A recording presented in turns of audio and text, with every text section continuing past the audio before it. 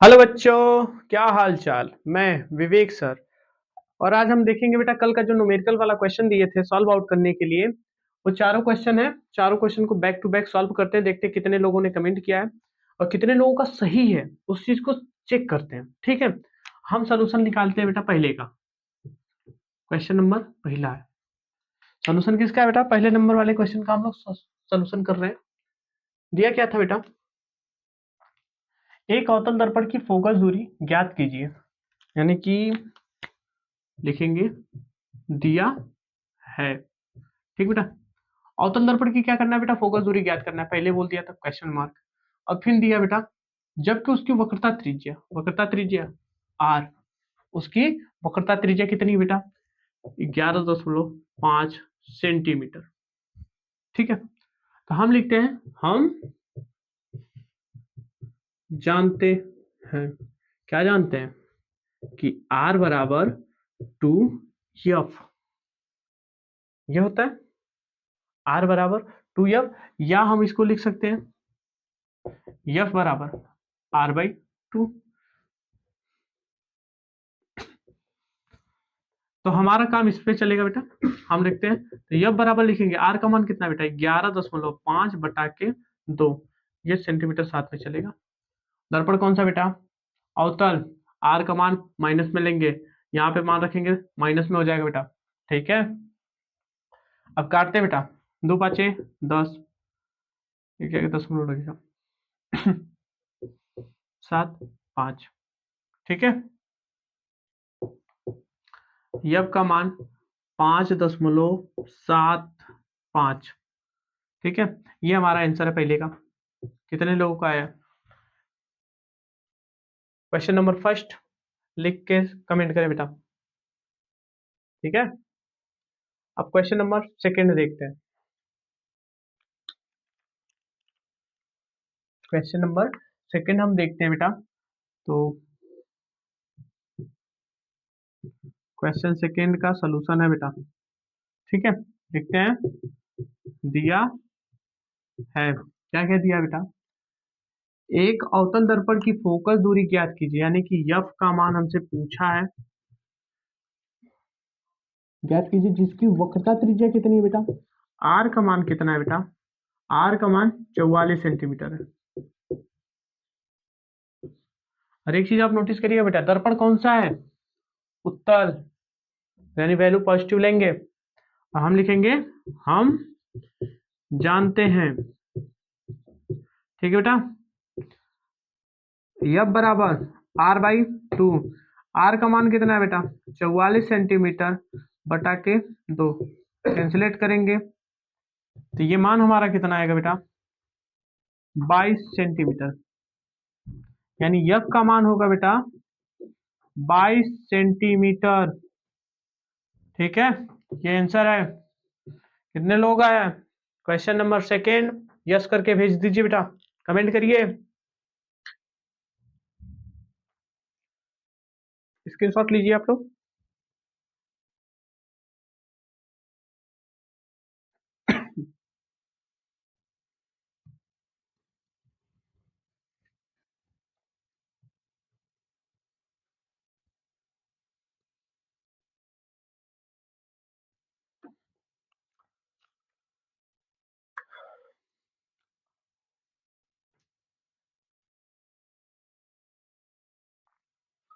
अब हम लोग क्वेश्चन नंबर थर्ड देखते हैं बेटा।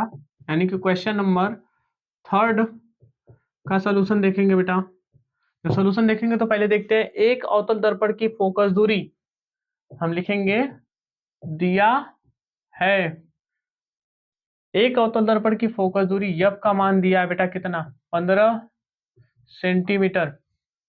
जब 15 सेंटीमीटर दिया और दर्पण हमारा कौन सा है बेटा? दर्पण कौन सा है? अवतल। जब अवतल दर्पण होता है तो मान किस में लेंगे बेटा? माइनस में लेंगे। ठीक है, कोई दिक्कत? आर का मान बेटा क्वेश्चन मार्क। हम यहाँ लिखते हैं हम जानते हैं। क्या जानते हैं? कि आर बराबर 2 × एफ।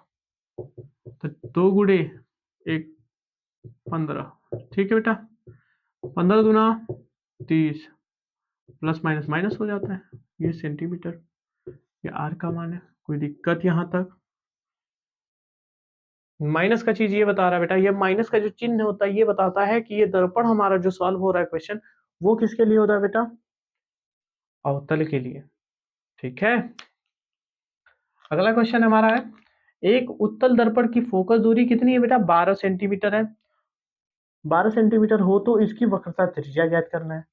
यहाँ पे देख लेते हैं बेटा, क्वेश्चन नंबर 4 क्या सोल्यूशन। ठीक है बेटा, क्वेश्चन नंबर 4 का सोल्यूशन देखते हैं। एक अवतल दर्पण की फोकस दूरी, यानी कि हम लिखते हैं दिया है एफ का मान 12 सेंटीमीटर।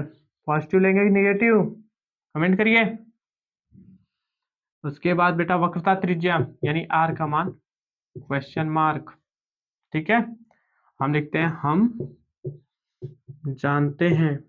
क्या जानते हो भैया? क्या जान रहे हो? यही जान रहे हैं सर कि आर बराबर 2f। ठीक है, तो एफ का मान रखते हैं बेटा, तो 2 × 12 सेंटीमीटर रखेंगे, तो 12 दूना 24 सेंटीमीटर। ये हमारा आंसर, ये हमारा आंसर।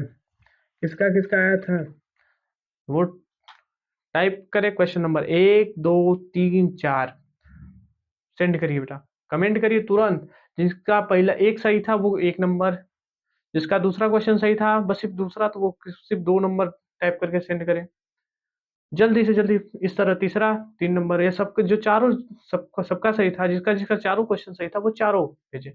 1 2 3 4। ठीक बेटा, स्क्रीनशॉट लीजिए।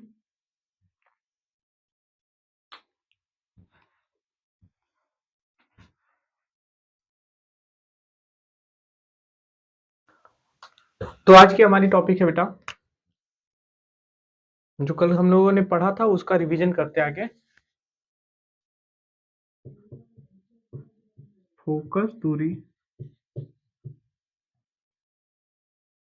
फोकस दूरी और वक्रता त्रिज्या,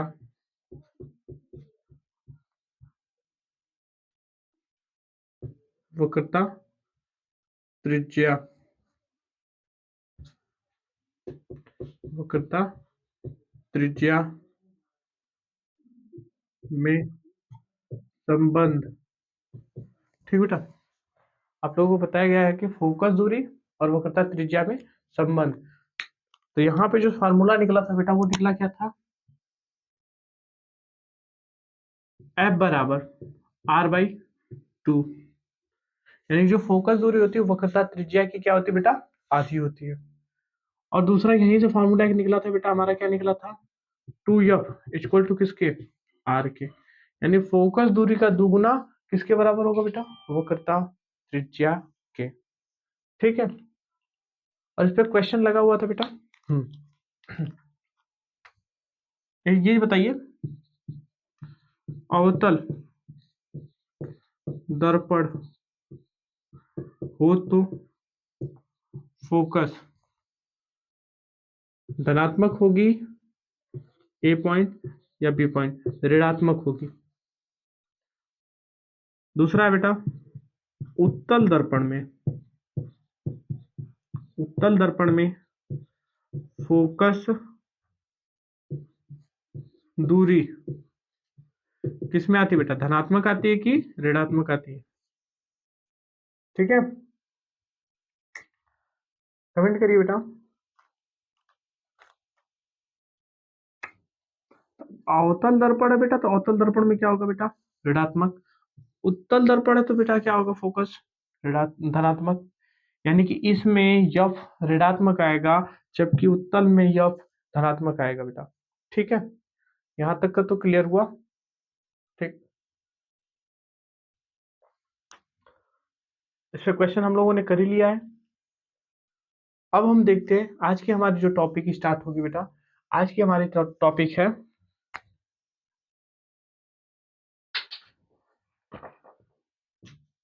अवतल दर्पण द्वारा प्रतिबिंब का बनना। ठीक बेटा।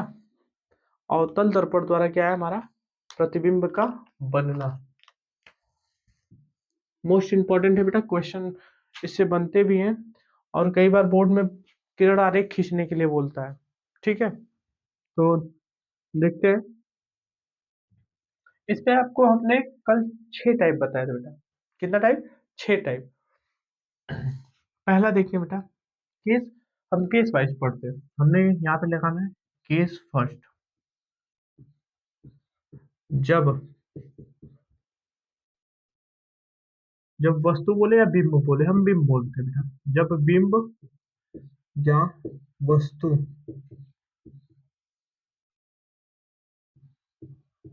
अनंत पर स्थित हो। ठीक बेटा, पहले टर्म में जब वस्तु या बिंब अनंत पर स्थित हो, तब के लिए बात हो रही बेटा।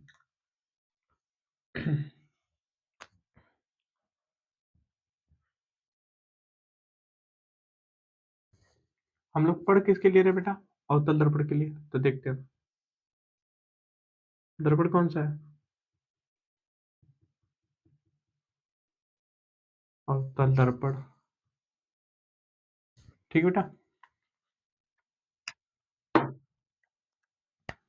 ये इसका ध्रुव हो गया बेटा, ये इसका फोकस हो गया।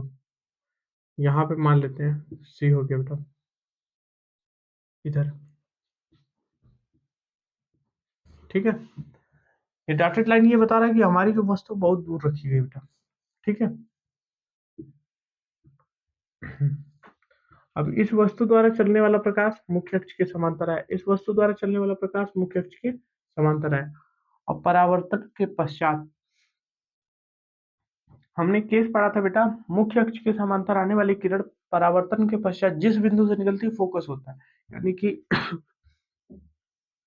ये जो निकलेगी वो कहाँ से निकलेगी बेटा? फोकस से। ये जो निकलेगी वो कहाँ से निकलेगी बेटा? फोकस से। ठीक है, तो इसको हम इस तरह दिखाएंगे, यहाँ से इस तरफ प्रकाश किरणें चली, टकराई और इधर की तरफ से निकल के बेटा ये और ये, यानी यहाँ पे इसका जो प्रतिबिंब बनेगा ये प्रतिबिंब बनेगा। ठीक है,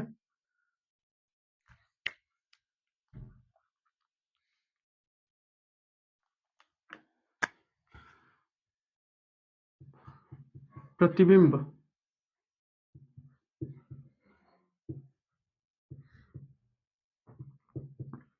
का आकार, पहली कंडीशन। प्रतिबिंब की प्रकृति, दूसरी कंडीशन। प्रतिबिंब की स्थिति,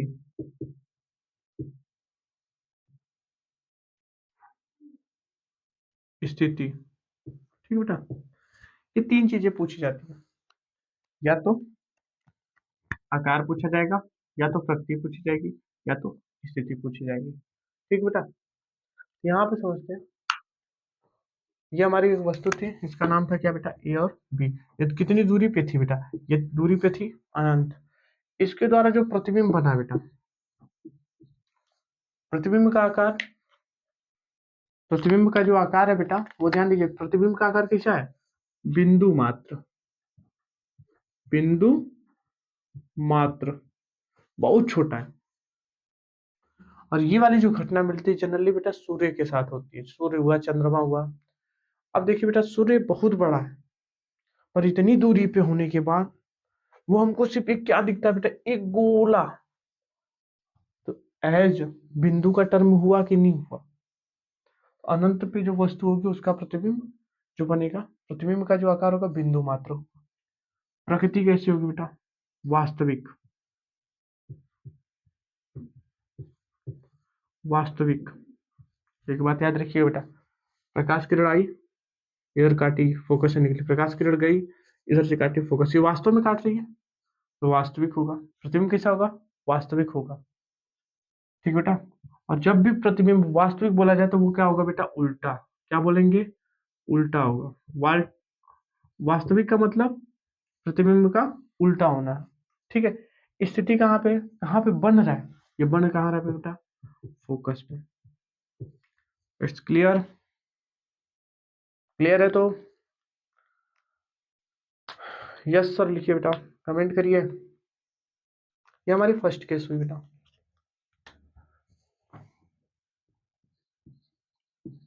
केस नंबर सेकेंड बेटा,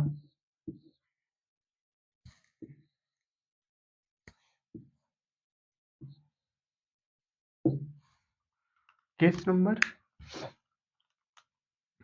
सेकेंड।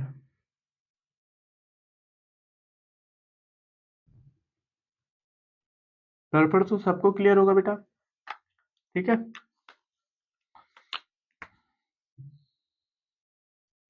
ये हुआ बेटा, ये क्या है बेटा, परावर्तक तल के मध्य बिंदु को हम मुख्य अक्ष बोलते हैं। क्लियर है, एज रिवीजन करा रहे हैं बेटा। ये एफ हो गया, यहाँ पे हमारा बेटा सी हो गया। अब बोला है दूसरी कंडीशन में, अच्छा दूसरा कंडीशन में नहीं लिखे बेटा, लिख लेते हैं। जब बिंब अनंत और वक्रता केंद्र के बीच हो, ठीक बेटा। अब बोला गया है पहले प्रतिबिंब कहा था, अनंत था, तो दूसरी वाले बात, दूसरे वाले केस में बोला गया बेटा, बाद में बताया गया जब बिंब या वस्तु अनंत, यहाँ पे मान लेते बेटा ये हमारा क्या है, अनंत हो गया, अनंत और वक्रता केंद्र के बीच हो, यहाँ पे कहीं पे भी वस्तु होगी, हम मान लेते हैं हमारी जो वस्तु है बेटा, हमारी वस्तु यहाँ पे, ठीक है। हमारी जो वस्तु है, हमारी वस्तु यहाँ पे बेटा, वस्तु का नाम है बेटा ई बी। मुख्य अक्ष के समांतर चलने वाली प्रकाश किरणें, मुख्य अक्ष के समांतर चलने वाली प्रकाश किरणें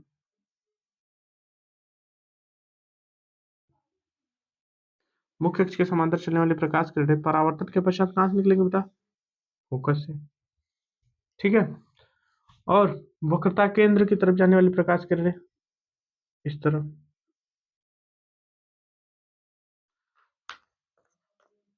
वक्रता केंद्र से यहाँ पे कोण कितने का बनेगा, 90 का। जब 90 का बनेगा तो क्या करेगा, जैसे प्रकाश किरणें आई उसी पाथ पे वापस लौट जाएंगी। क्लियर है। तो अब बात सुनिए बेटा, ये प्रकाश किरण इधर से चली, इधर से होते हुए यहाँ से निकल ले बेटा, और ये वाली किरण इधर गई, दर्पण से टकराए, परावर्तन हुआ उसी पथ पर वापस लौट गई। तो यहाँ पे जो कटा बेटा, यहीं पे इसका प्रतिबिंब बनेगा, और ये प्रतिबिंब जो बनेगा बेटा, ये प्रतिबिंब होगा ए डैश और ये बी डैश, ठीक है। ये जो इसका प्रतिबिंब बनेगा वो प्रतिबिंब होगा बेटा ए डैश बी डैश। अब इसमें लिखते हैं बेटा प्रतिबिंब का आकार, प्रतिबिंब का आकार, फिर इसके बाद उसकी बेटा प्रकृति,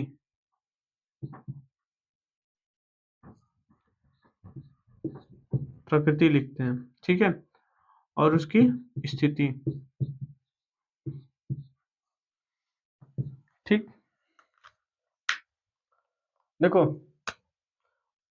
प्रतिबिंब का आकार वस्तु के आकार से बेटा छोटा दिख रहा है। देखो वस्तु हमारी ये है, हमारी वस्तु ये थी, तो हमारी वस्तु से ये क्या हुआ बेटा, छोटा। आकार कैसे होगा बेटा, वस्तु से छोटा, ठीक बेटा, वस्तु से कैसा हो गया, छोटा हो गया। दूसरी कंडीशन, इसका देखो, इसकी मुंडी किधर से तीर की ऊपर की तरफ, इसकी कैसे होगी बेटा, नीचे की तरफ। और ये देखो लाइनिंग जो है बेटा वास्तव में काट रही है, यानी कि जो प्रकृति होगी कैसी होगी बेटा, वास्तविक। कैसी होगी, वास्तविक और उल्टा, ठीक है। अब स्थिति देखते हैं, स्थिति कहां पे बेटा, फोकस और वक्रता केंद्र के बीच। क्या लिखेंगे, फोकस और वक्रता केंद्र के बीच। ठीक बेटा।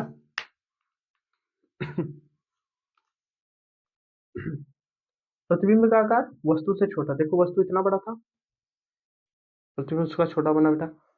प्रकृति कैसी है, तो ये सीधा तीर का मुंडी ऊपर की तरफ था, यहाँ पे तीर की मुंडी नीचे की तरफ हुआ बेटा, यानी कि ये उल्टा बना।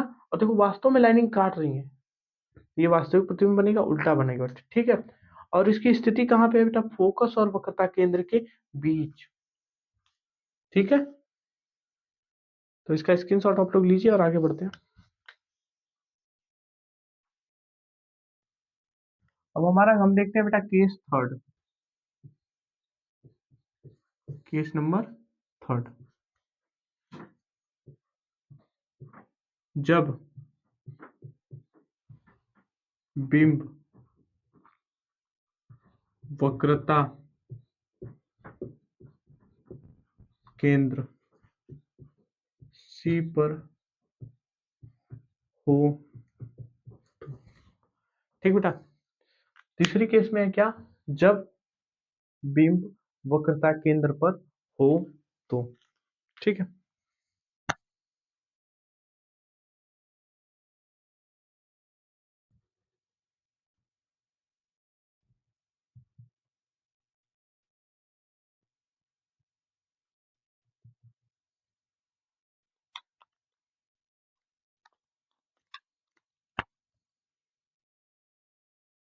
ये ध्रुव हो गया बेटा, ये हमारा फोकस हो गया, और ये हमारा वक्रता केंद्र हो गया।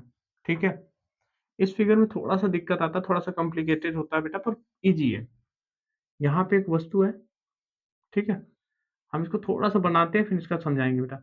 ये हमारी वस्तु है ए और बी। मुख्य अक्ष के समांतर आने वाली प्रकाश किरणें टकरा के कहाँ निकलेगी बेटा, फोकस से। फोकस की तरफ जाने वाली प्रकाश किरणें टकरा के कहाँ निकलेंगे, मुख्य अक्ष के समांतर।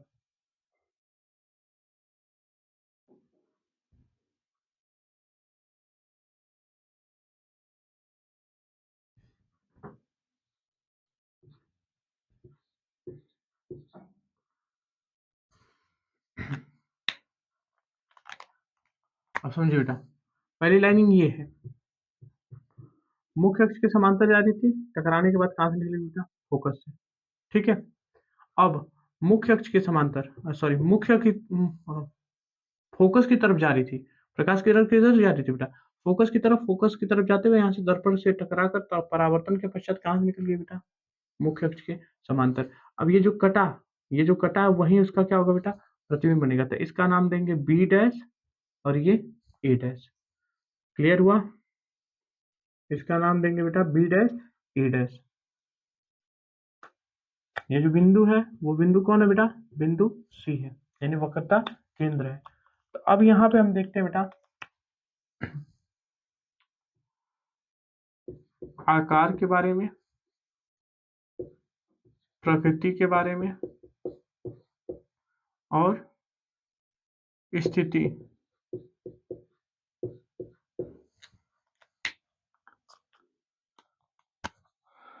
आकार क्या बेटा, जितना बड़ा वस्तु था उतने बड़ा उसका प्रतिबिंब हुआ, यानी कि बिंब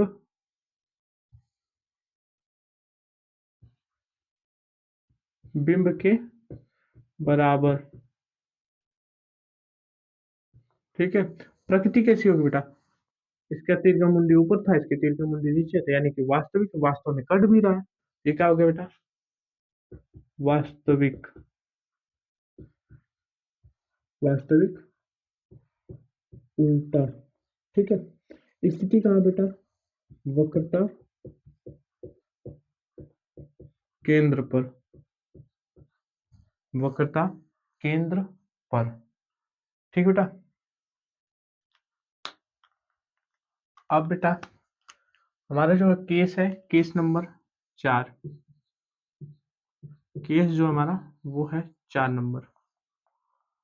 अब लिखते हैं, जब बिंब वक्रता केंद्र सी और फोकस एफ के बीच बीच हो तो। अब बोला जा रहा है बेटा, अभी तक तो वक्रता केंद्र पे था, अब बोला जा रहा है कि वक्रता केंद्र और फोकस के बीच हो। ठीक है, उसको देखते हैं।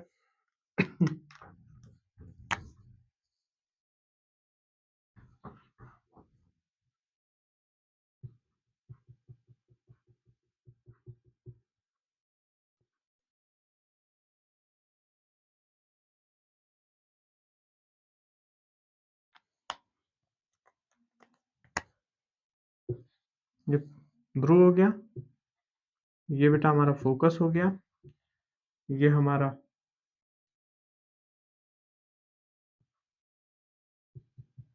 वक्रता केंद्र हो गया।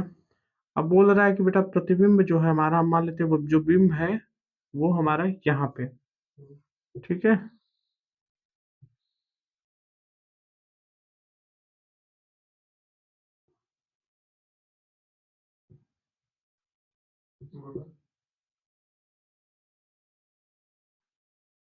इसके बीच में यहाँ पे हमने मान लिया। ठीक है, ये सी यहाँ पे। अब ये मुख्य अक्ष के समांतर भी जाएगा और फिर फोकस से निकल जाएगा बेटा।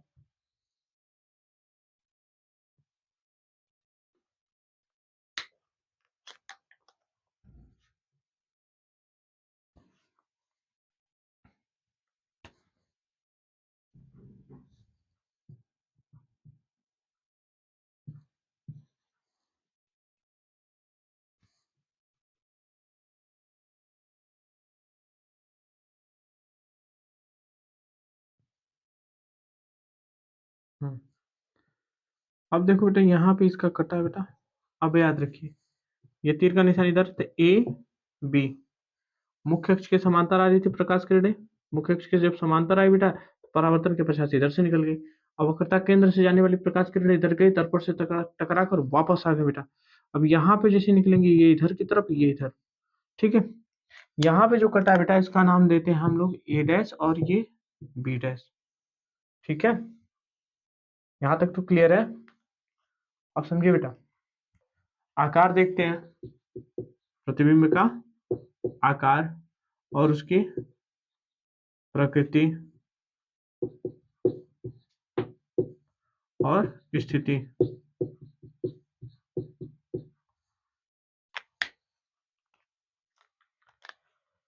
तो प्रतिबिंब का आकार वस्तु के आकार से बहुत बड़ा, यानी कि बिंब से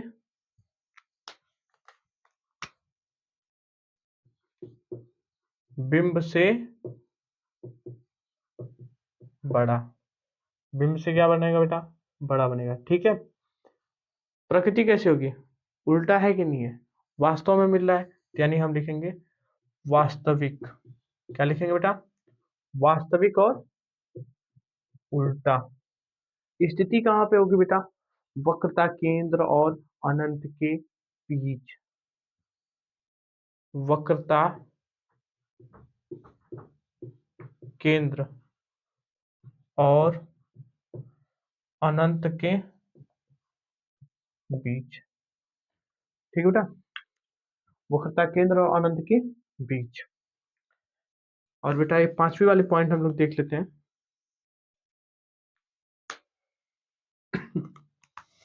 केस 5,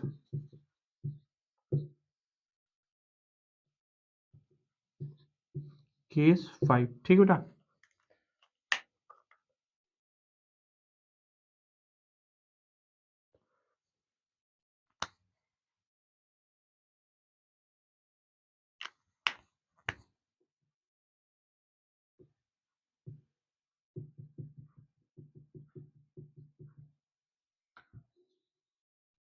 मुख्य अक्ष।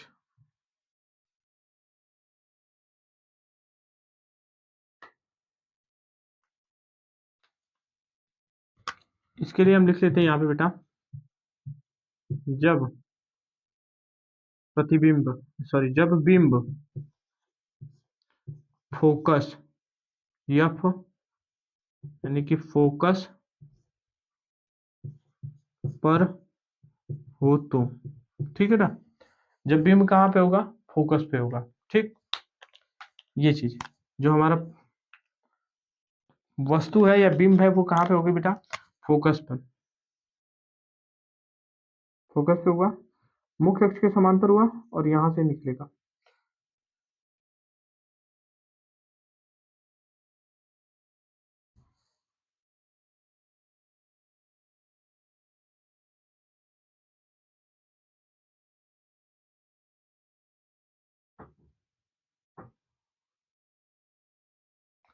ठीक है, आप समझते बेटा। ये क्या था, फोकस। ये क्या है बेटा, वक्रता केंद्र, ठीक है। मुख्य अक्ष के समांतर, मुख्य अक्ष के समांतर आने वाली प्रकाश किरणें परावर्तन के पश्चात फोकस से निकलेंगी, और यहाँ पे हम करें वक्रता केंद्र से चलने वाली प्रकाश किरण दर्पण से टकरा कर पुनः उसी रास्ते पे लौटेगी बेटा।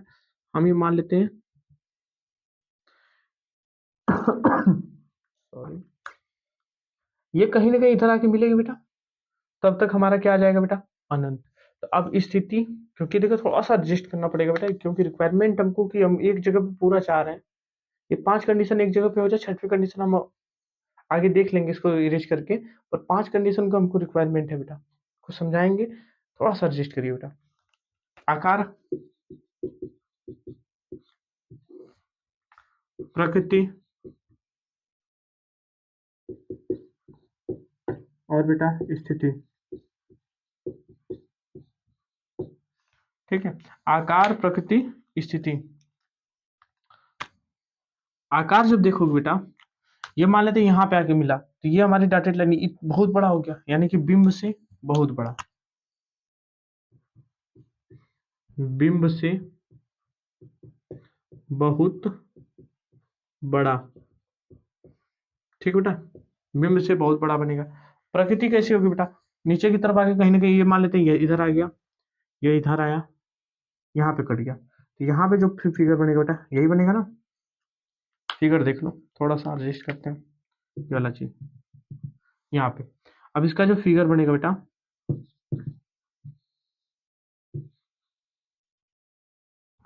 ठीक है, इसका जो फिगर बना बेटा, ये इसका नाम थे हम दे रहे ए बी, तो इसका नाम क्या होगा बेटा, ए डैश बी डैश। बिंब वस्तु हमारी इतनी सी और इसका प्रतिबिंब इतना बड़ा बना, ए डैश बी डैश। प्रकृति पूछे बेटा, तो वास्तविक है, उल्टा है, वास्तविक है और उल्टा है,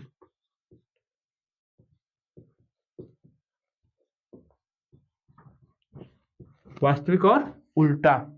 स्थिति क्या होगी बेटा, अनंत पर, कहां पे, अनंत पर, ठीक बेटा। ये 5 कंडीशन हमने अभी देखा बेटा, जब वस्तु कहां पे हो बेटा, अनंत पर, कहां पे हो रही है वस्तु, अनंत पर। जब वस्तु वक्रता केंद्र और अनंत पर हो, ठीक बेटा। तीसरी केस में आया बेटा, तो इस तीसरे केस में वस्तु कहां पे बेटा, वक्रता केंद्र पर। चौथे केस में बेटा वस्तु वक्रता केंद्र और फोकस पर। अब पांचवें केस में बेटा वस्तु कहां पे है, वो है कहां पे बेटा, फोकस पर, ठीक है। यहां तक तो क्लियर है, कहां कहां पे वस्तु रखी गई है उसको हमने सर्कल कर लिया बेटा। पहला अनंत पर, दूसरा का अनंत और वक्रता केंद्र पर, तीसरा है बेटा वक्रता केंद्र पर, चौथा है वक्रता केंद्र और फोकस के बीच, और पांचवा है बेटा फोकस पर। आप बात समझिए, जब वस्तु अनंत पर हो तो उसका प्रतिबिंब कहाँ बना बेटा, फोकस पर। जब हम वस्तु को थोड़ा सा और आगे लेके आए, जब हम वस्तु को थोड़ा सा और आगे लेके आए, यानी अनंत से हम कहाँ ला दिए बेटा, अनंत और वक्रता केंद्र के बीच में, तो हमारा देखिए प्रतिबिंब थोड़ा सा पीछे की तरफ घिसका है। जैसे हम आ गया ये थोड़ा सा पीछे आएगी, ये कहाँ पे आएगा बेटा, जैसे हम अनंत और वक्रता केंद्र के बीच आएंगे तो इसका प्रतिबिंब बना फोकस और वक्रता केंद्र के बीच।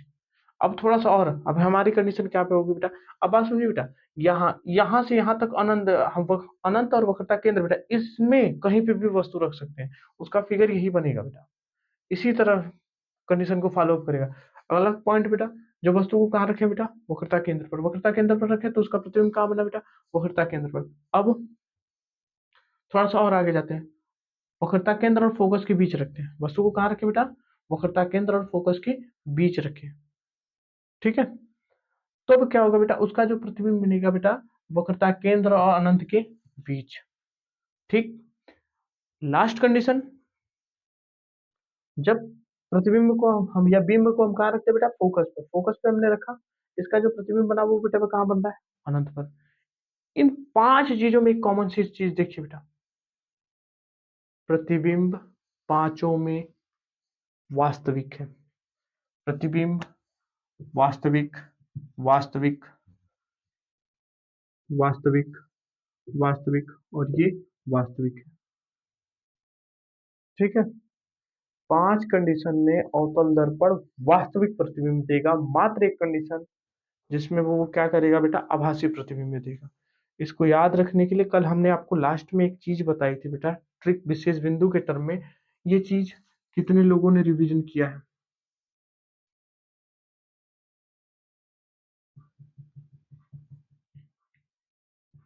नहीं की हो तो ध्यान देख लेना बेटा। हम कह रहे हैं 5 केस है,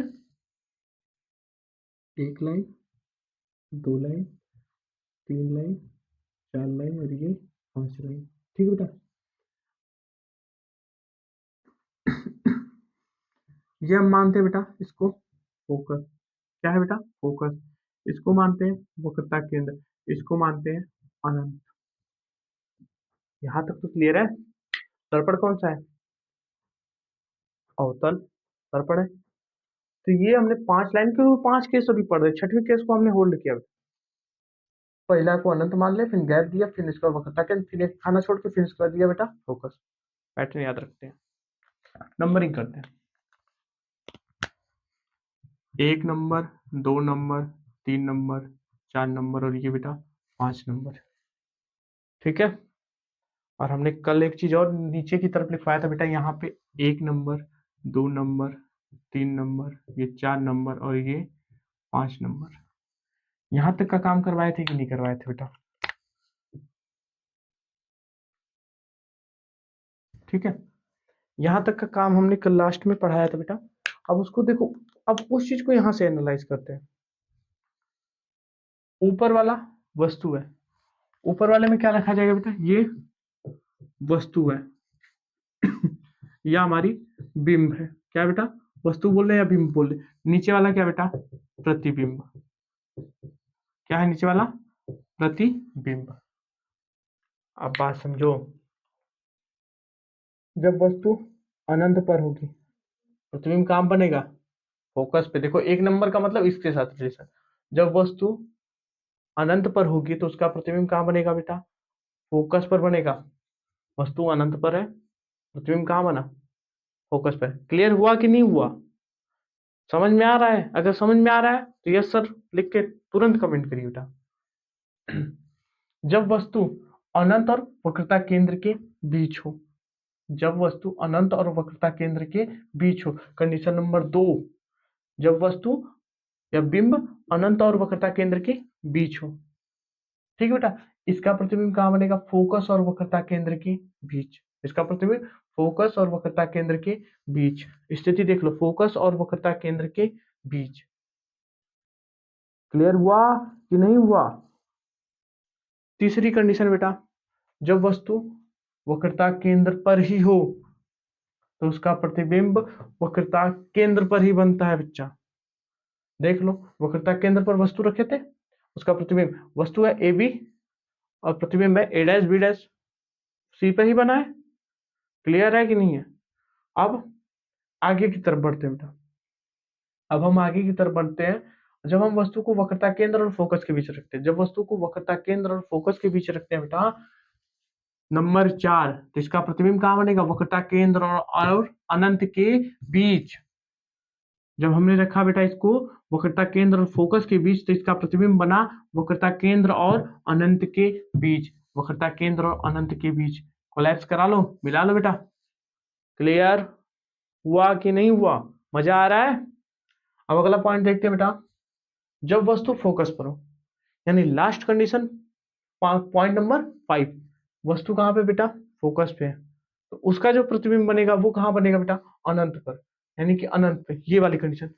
लास्ट कंडीशन देखो बेटा, जब प्रतिबिंब फोकस पर हो तो इस प्रतिबिंब की स्थिति कहाँ पे बेटा, अनंत पर। मिला लो, ये अनंत पे आया कि नहीं आया, क्लियर है कि नहीं है। और एक चीज और अभी बता रहे बेटा, बहुत इंपॉर्टेंट चीज,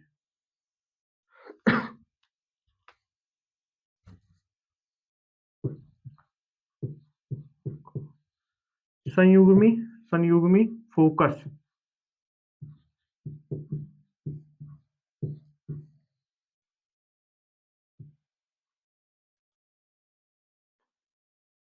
संयुग्मी फोकस ऑप्शनल क्वेश्चन पूछा हुआ है, और हम इसको समझेंगे आगे भी बेटा, पर यहाँ पे थोड़ा सा लॉजिकल चीज से समझ लेते हैं कि आसान हो जाएगा। संयुग्मी फोकस केवल अवतल दर्पण में मिलता है, किसमें मिलता है, केवल अवतल दर्पण में। कमेंट करिए बेटा, तुरंत कमेंट करिए, किस दर्पण में मिलेगा बेटा, मात्र अवतल दर्पण में। क्यों, वो तो जब उत्तल पढ़ेंगे तो बताएंगे, पर यहाँ पे आगे समझ के चलते हैं। अगर हमने प्रतिबिंब को यहाँ रखा, यहाँ सॉरी यहाँ, यदि हम वस्तु को यहाँ रखते हैं, इसका प्रतिबिंब यहाँ पे मिला, अगर हम एक वस्तु को यहाँ रख दें, condition number 6, sorry condition number 5, condition 1 और कंडीशन 5 में रिलेशन है कि नहीं, 5 को यहाँ पे रखते हैं, यानी कि वस्तु को यहाँ रखें तो इसका प्रतिबिंब अनंत पे बना, वस्तु को अनंत पे रखें इसका प्रतिबिंब फोकस पर बना। संयोग में फोकस ऐसा है, मतलब कि अगर हम एक जगह पे वस्तु को रखे, दूसरी जगह प्रतिबिंब बना, अगर हम वहां पे वस्तु को रख रहे हैं बेटा, तो उसका प्रतिबिंब पहले वाली जगह पे बनेगा। कंडीशन देखो, पहले अनंत पे था, फोकस पे बना, फोकस पे था, अनंत पे बना। दूसरी वाली कंडीशन को देख लेते हैं बेटा, वस्तु कहाँ थी, वक्रता केंद्र और अनंत के बीच, वक्रता केंद्र और अनंत के बीच, तो प्रतिबिंब कहाँ बना, वक्रता केंद्र और फोकस के बीच। इसका रिलेशन देखो बेटा, पॉइंट नंबर 4, केस नंबर 4, जब वस्तु को कहाँ रखे बेटा, वक्रता केंद्र और फोकस के बीच, जब वस्तु को रखे कहाँ, वक्रता केंद्र और फोकस के बीच, यहाँ पे देखो प्रतिबिंब बना, यहाँ पे वस्तु को रखा गया, इसका प्रतिबिंब कहाँ बना बेटा, वक्रता केंद्र और अनंत के बीच। इसका प्रति वस्तु कहाँ रखा था, अनंत और वक्रता केंद्र के बीच प्रतिबिंब बना था, वक्रता केंद्र और फोकस के बीच। मिला लो। और ये वाली कंडीशन बेटा, वस्तु को रखे थे कहाँ पे, वक्रता केंद्र पर, उसका प्रतिबिंब कहाँ बना बेटा, वक्रता केंद्र पर। यहां तक क्लियर हुआ तो यस सर लिख के कमेंट करिए बेटा।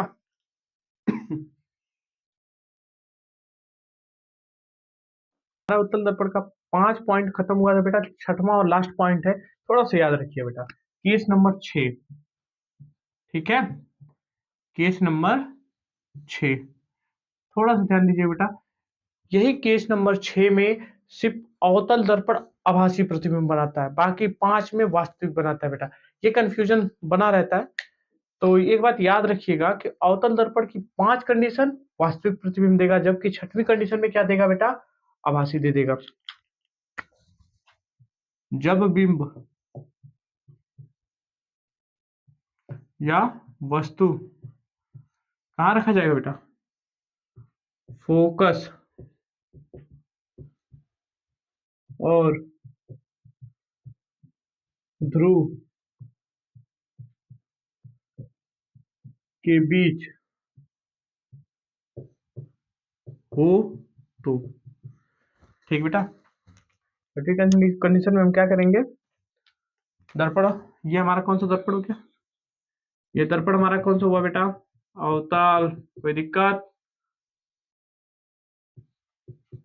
यहाँ पे बेटा पी हो गया, यहाँ पे हमारा एफ हो गया, यहाँ पे हमारा बेटा सी मान लेते हैं। हमारा जो दर्प हमारा जो वस्तु है बेटा, एफ और पी के बीच हो गया, ये मुख्य अक्ष के समांतर आने वाली प्रकाश किरण परावर्तन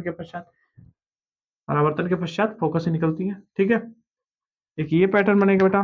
दूसरा पैटर्न, वक्रता केंद्र की तरफ से जाने वाली प्रकाश किरणें, ये पैटर्न बनेगा बेटा। और देखिए, अब हम जैसे जैसे इसको इसको इधर लेके गए, इसको इधर लेके गए, तो ये बीच की जो दूरी होगी बेटा, क्या होगा, बढ़ता जाएगा, बढ़ता जाएगा, ठीक है। तो यहाँ पे हम इस पे तीर का निशान लगाते हैं, और ये मतलब आगे की तरफ जाएगी तो कहीं मिलने की उम्मीद नहीं है।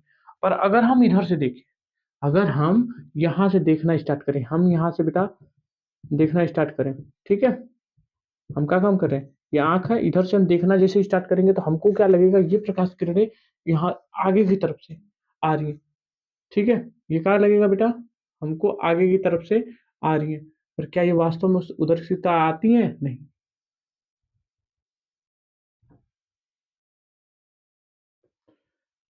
रियलिटी कहाँ से, प्रकाश किरणें यहाँ से निकली और इधर से होते हुए इधर निकल रही बेटा, पर ये हमको बस फील होता है कि नहीं इधर से आ रही है। ठीक है,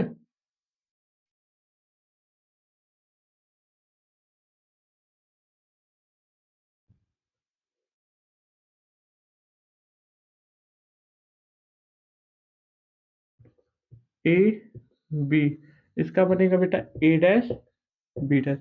देखो वास्तव में मिल नहीं रहे, पर हम लोग जबरदस्ती इसको मिला रहे हैं। अब इसके बारे में लिखते हैं बेटा, प्रतिबिंब का आकार, बिंब का आकार। ठीक है बेटा, प्रकृति, प्रतिबिंब की हम लोग लिखते हैं क्या बेटा, प्रकृति। और अगला है बेटा स्थिति। ठीक है, प्रतिबिंब का आकार बेटा बिंब से बड़ा है, बिंब से बड़ा। ठीक बेटा, बिंब से, बिंब से क्या हो गया बेटा, बड़ा बना। प्रकृति कैसी होगी, प्रकृति जिधर इसका तीर है उधर ही तो इसका है, यानी कि ए की तरफ, बी की तरफ, तो यानी कि बेटा आभासी, आभासी। और क्या बनेगा बेटा, सीधा। ठीक है, स्थिति कहाँ होगी बेटा, दर्पण के पीछे। कहाँ पे होगा, दर्पण के पीछे। यहाँ तक कोई दिक्कत, यहाँ तक कोई दिक्कत तो नहीं हुई बेटा। एक बात याद रखिएगा कि अवतल दर्पण में 5 कंडीशन में प्रतिबिंब जो मिलेगा बेटा वास्तविक मिलेगा, जबकि छठवीं कंडीशन आभासी बनती है। ठीक है, अब हम देख लेते बेटा उत्तल दर्पण में प्रतिबिंब का बनना। उत्तल दर्पण में प्रतिबिंब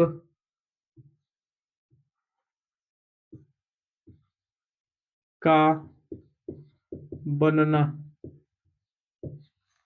ठीक है बेटा, इसमें मात्र एक केस मिलती है बेटा, इसमें सिर्फ एक केस मिलती है।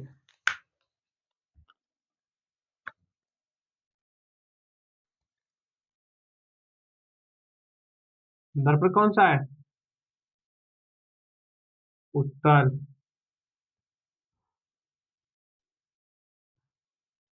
यहाँ पे इसका पी है बेटा, यहाँ पे एफ हो गया, और यहाँ पे हमारा सी हो गया।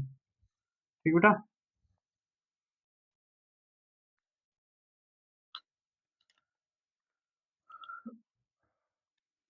अब देखिए बेटा इसमें एक ही कंडीशन, देखिए दो कंडीशन बने बन सकता है यहाँ पे। एक बार प्रतिबिंब, जब प्रतिबिंब, सॉरी, जब बिंब अनंत और ध्रुव पी के मध्य या बीच हो। ठीक बेटा, बीच में हो या मध्य में हो। ठीक बेटा, अब बात समझते हैं बेटा, हम मान लेते हैं हमारा प्रतिबिंब यहाँ मुख्य अक्ष के समांतर आने वाली प्रकाश किरणें परावर्तन के पश्चात इधर से निकलेंगे बेटा। ये हमको कहाँ से लगेगा बेटा, आ रहा है, ये हमको लगेगा कहाँ से, फोकस से आ रहा है। कहाँ से आ रहा है बेटा, फोकस से। ठीक है, ये हमको लगेगा फोकस से आ रहा है। ठीक है, और जब हम इधर से देखेंगे तब ये हमें फोकस से आया, और क्या नाम है, वक्रता केंद्र के जाने की तरफ जाने वाली प्रकाश किरणें परावर्तन के पश्चात उसी पाथ रास्ते वापस लौट जाती हैं। ये हुआ ये पैटर्न।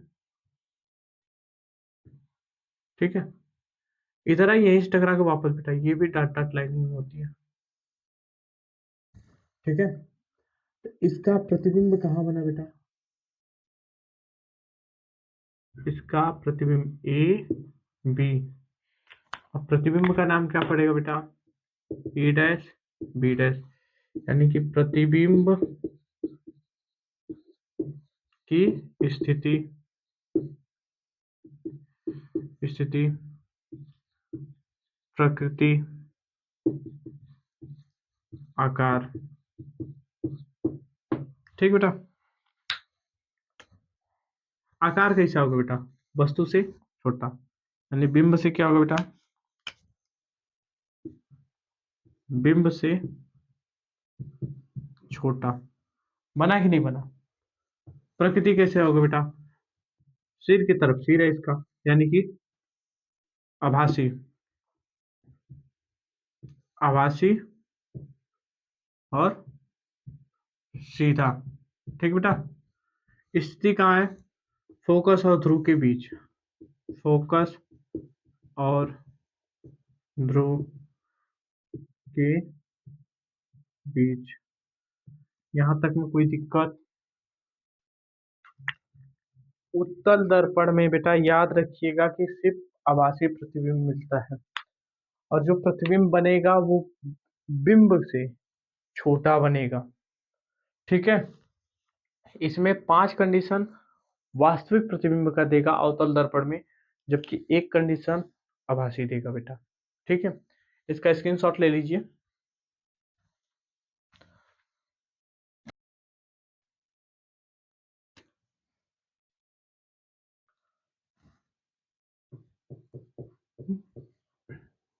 गोली दर्पण के उपयोग,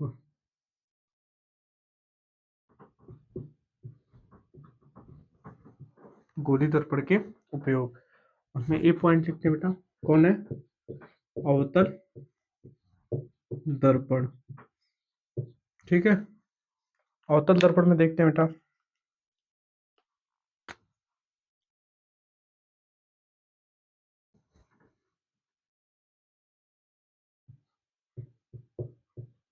लेजर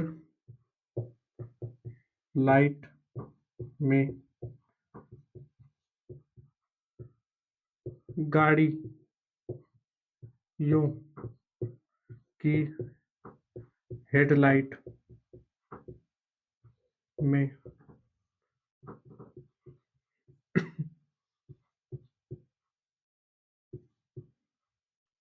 दूरबीन दूरबीन में। ठीक बेटा, लेजर लाइट में भी यूज करते हैं, गाड़ियों में भी करते, गाड़ियों के हेडलाइट में भी होता है बेटा, दूरबीन में भी होता है। ठीक है, और अगला हमारा जो टर्म बनेगा बेटा वो है उत्तल दर्पण। दर्पण, ठीक बेटा, दोनों का उपयोग ही चल रहा है। फर्स्ट पॉइंट,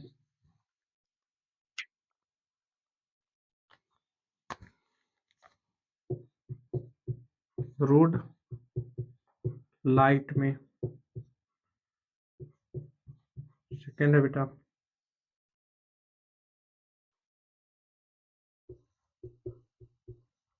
चालक, वाहन चालक, वाहन चालक के, वाहन चालक के सीट के बगल में। ठीक है, वाहन चालक के सीट के बगल में। अगला हमारा पॉइंट बनता है बेटा आवर्धन। आवर्धन बोले या रेखीय आवर्धन। ठीक बेटा, आवर्धन बोले या हम रेखीय आवर्धन बोले, समझते हैं इसको बेटा।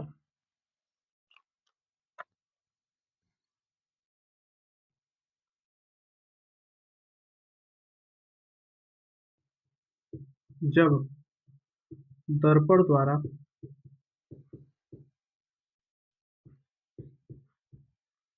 किसी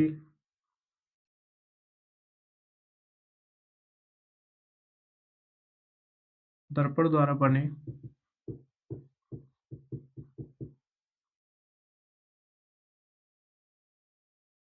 दर्पण द्वारा बने प्रतिबिंब की लंबाई लंबाई और उस वस्तु की लंबाई के पात को रेखीय आवर्धन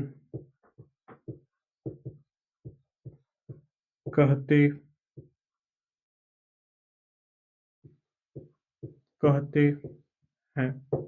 ठीक बेटा, किसी दर्पण द्वारा किसी वस्तु का जो प्रतिबिंब बनेगा उसकी कितनी लंबाई, वो लंबाई, और वास्तव में वस्तु की लंबाई के अनुपात को हम क्या बोलेंगे बेटा?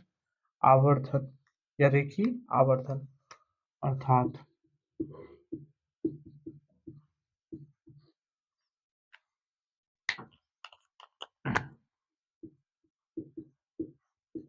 आवर्धन बराबर प्रतिबिंब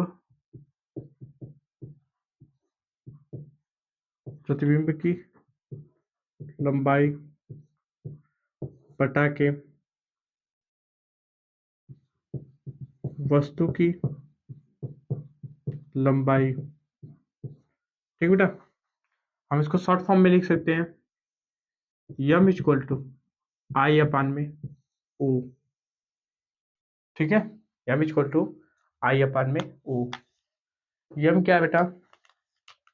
यम हमारा आवर्धन है, आई हमारा प्रतिबिंब की लंबाई है, ओ हमारा वस्तु की लंबाई है। ठीक है, इसको हम दूसरे भाग शब्दों में कैसे लिखते हैं उसको समझते हैं बेटा।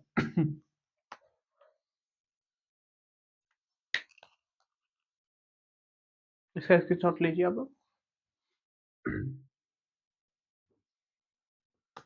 इसे दूसरे शब्दों में इस तरह लिख सकते हैं बेटा, या करके डिफिनेशन ही पूरा चेंज। ठीक है,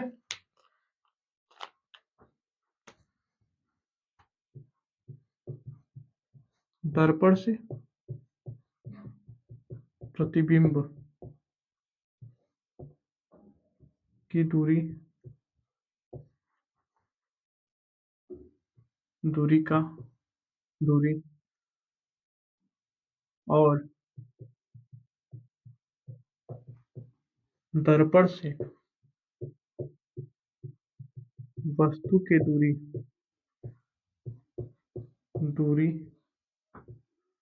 वस्तु के दूरी के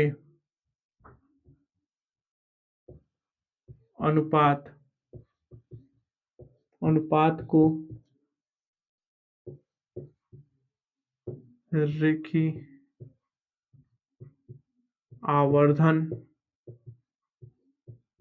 कहते हैं। कोई दिक्कत यहाँ तक? अर्थात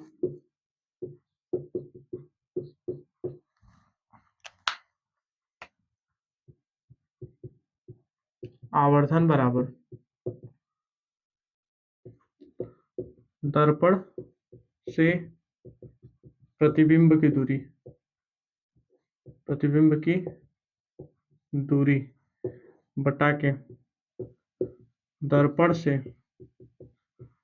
वस्तु की दूरी। ठीक बेटा, इसको शॉर्ट फॉर्म में लिखेंगे तो यम इक्वल टू लिखते हैं भी अपान में यू, यम माइनस का टर्म। यहाँ पे जो माइनस ले रहे हैं बेटा, ये माइनस देखिए, ये जो माइनस ले रहे हैं यहाँ पे, ये माइनस लगाते हैं, ये माइनस आ कहाँ से रहा है उसको थोड़ा समझ लेते हैं बेटा। यही समझते हैं, टर्म समझना बेटा। हम यहाँ पे मान लेते हैं एक, हम लेते हैं कौन सा दर्पण, ये कौन सा दर्पण है? अवतल। और देखिए अभी तक तो हमने यक्स डैश और यक्स के बारे में लेके पढ़ रहे थे बेटा, ठीक है। अब हम पढ़ेंगे वाई और वाई डैश को लेके। जब आवर्धन निकालेंगे तो वाई और वाई डैश के पैटर्न को आगे समझते हैं, उसके बाद बात करेंगे, ठीक है। तो हमारा तो इसमें यक्स का कोई रोल नहीं है, पर हाँ वाई और वाई डैश का है और यक्स डैश का है रोल। पैटर्न समझना बेटा, ये किधर होगा, प्रतिबिंब किधर बनेगा, अवतल दर्पण में मैक्सिमम प्रतिबिंब नीचे की ओर बनता है। और ये क्या है बेटा, वाई है और ये वाई डैश, और वाई डैश कैसा होगा बेटा, ये निगेटिव होगा और ये पॉजिटिव होगा। ये माइनस, ये साइन बस बताता है माइनस का कि यहाँ पे जो प्रतिबिंब बन रहा है बेटा वो उल्टा बन रहा है, ठीक है। कोई दिक्कत यहाँ तक तो नहीं होगी। अब इन दोनों को एक मिला के एक फार्मूला बनाते हैं बेटा, ठीक है। ये 1 नंबर लेते हैं और ये 2 नंबर लेते हैं। हम लिख लेते हैं इधर समीकरण 1 और 2 से, ठीक है बेटा। 1 और 2 से जब जाएंगे तो हम क्या लिखते हैं, इसका देखो ये वाला पैटर्न क्या बेटा, LHS है। इसका ये वाला पैटर्न LHS है। जब दोनों का LHS बराबर है तो हम दोनों का मान बराबर रख सकते हैं कि नहीं। आई बटा के ओ इक्वल टू माइनस के भी बटा के यू, ये भी हो सकता है। या हम इसी फॉर्मूले को इस तरह भी लिखते हैं, एम इक्वल टू, तीनों को जब मिलाते हैं ओ अपान में माइनस का भी बटा के यू। यहां तक जितने लोगों को समझ में आया कमेंट करें यस सर, तुरंत कमेंट करिए बेटा। इसका स्क्रीनशॉट लीजिए और इस पे देखते हैं तो क्वेश्चन करवाएंगे।